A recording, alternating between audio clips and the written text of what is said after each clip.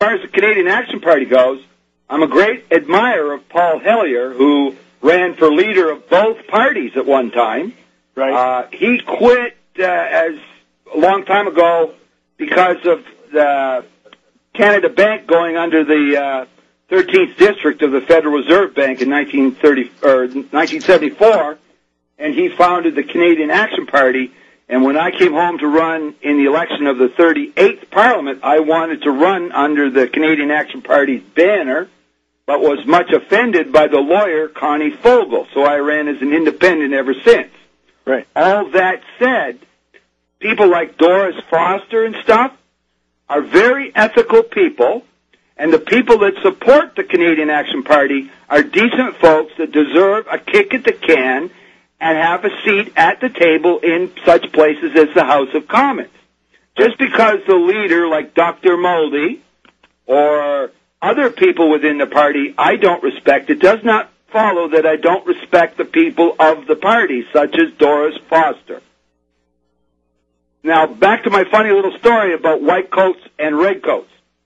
A year ago, the various parliamentarians were quite upset with what I was doing. So the RCMP come along and pulled me out of a phone booth and attempted to lock me up with false allegations made against me by cohorts of the Minister of Veteran Affairs in this province. It was all bullshit, but we all have the right to remain silent, which I did, and I said, I hope we all understand the Charter. Let's see these charges. Somebody better sign them, and I have my right to meet the judge. Clock's ticking, fellas. You got so many hours. Well, everybody knew I had done nothing wrong. Nobody would press charges, but they kept me too long. Once they fed me supper, the cops didn't know what to do. So they take me to see their friends, the white coats, in the loony bin of the local hospital. Now, the red coats, the RCMP, try to convince the white coats that they should lock me up because they think I'm crazy. But an RCMP officer is not a doctor. He's not a shrink. He has no right to commit me. It's for the doctor to decide whether I should be committed or not.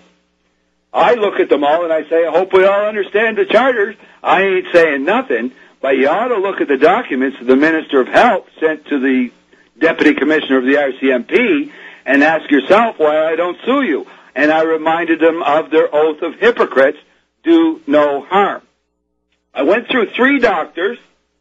None would commit me. The RCMP were all nervous, so an RCMP swore out a fraudulent statement to a doctor.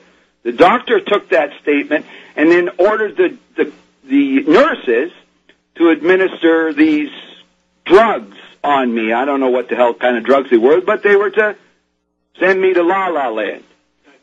I refused to take the drugs.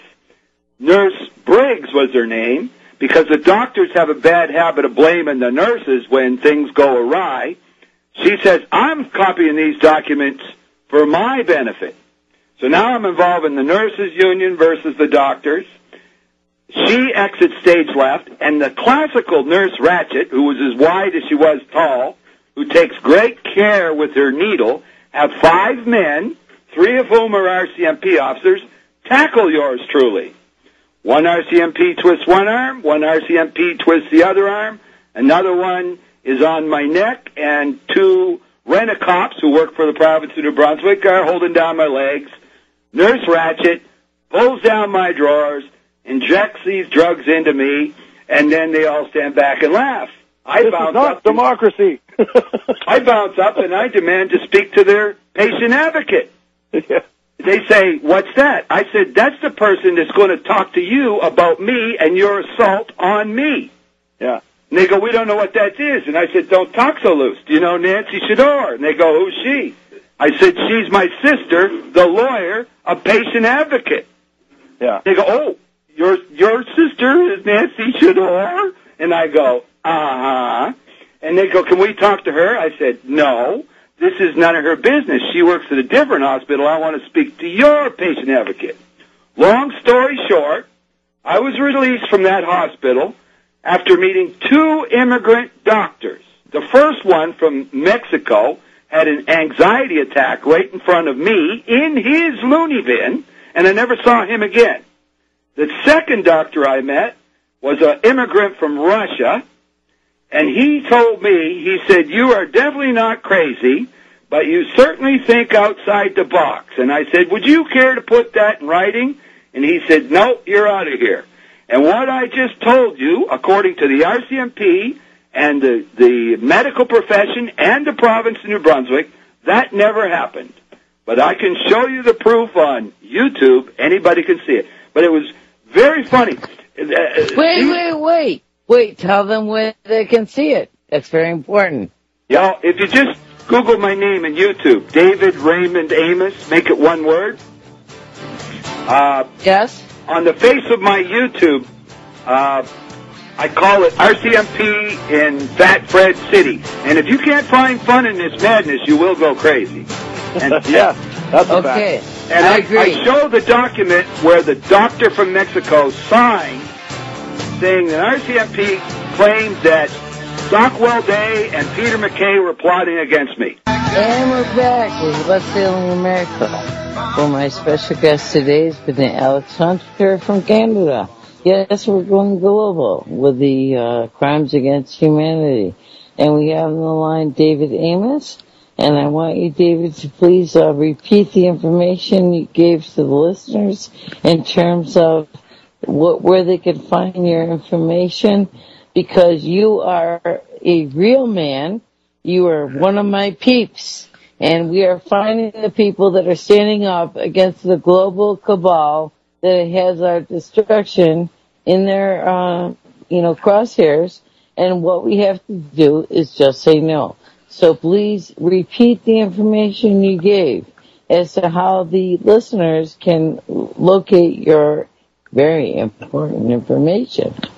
Oh, put that some more. You know how I love it.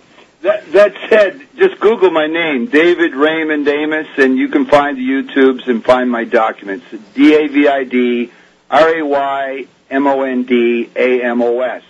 That said, while we were on the air, the last few hours, I've been having quite an interesting email argument with some people that are not your fans, Dr. Carley, and some of them are your fans.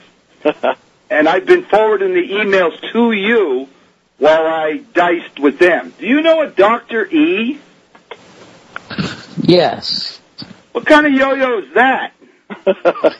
He's one of Dr. Ott's minions.